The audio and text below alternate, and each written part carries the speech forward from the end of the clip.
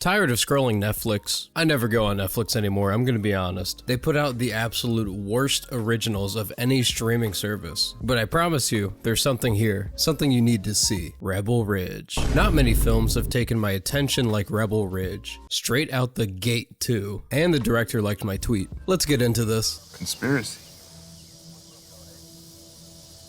I'm bailing out my cousin and buying a truck. Rebel Ridge is the new film from Jeremy Saulnier. I have no idea how to say his last name. Director of Blue Ruin and Green Room, both films I'd fully recommend. Green Room I had a very unique experience with. I watched it in an airport and almost missed my flight due to how locked in I was. But back to Rebel Ridge, we have a man biking into town with a bag of cash, about to bail out his cousin. He's got his headphones in and the cops try to pull him over, eventually hitting his bike to make him stop. They do a citizen's seizure on his cash, creating the conflict of the movie. He can't bail out his cousin now, and he is told he is most likely never getting that cash again. The rest of the film is him attempting to get his cousin out and fighting with the corrupt police unit.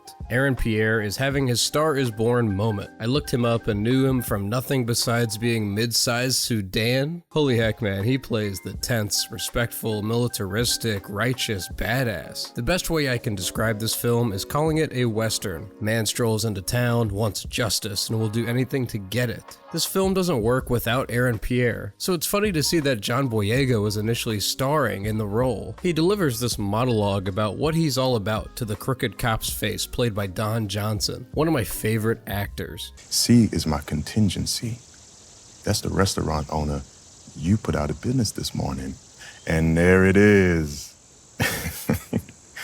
Spot on too, like you just ate shit. Just everything from this film is firing so early. Don Johnson is so effortlessly evil and cocky that his side will win. Pierre is as confident as ever, essentially saying, "Y'all screwed with the wrong dude." In the background, the cops are looking him up and they find out he's listed on a Wikipedia page. Oh.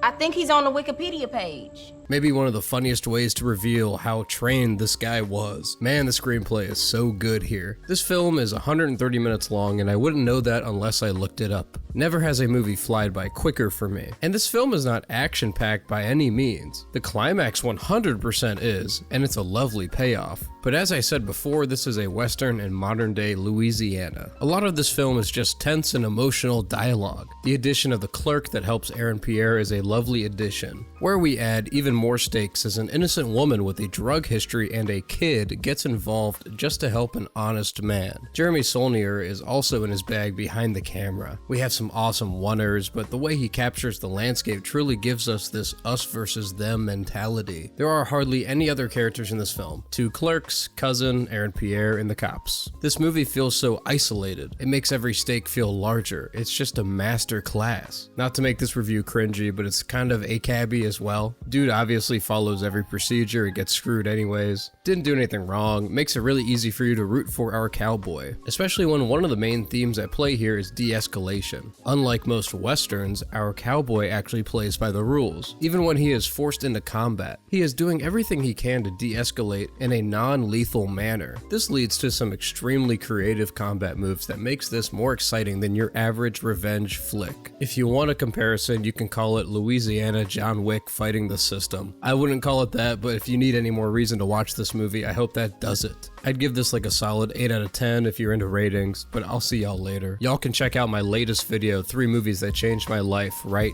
here.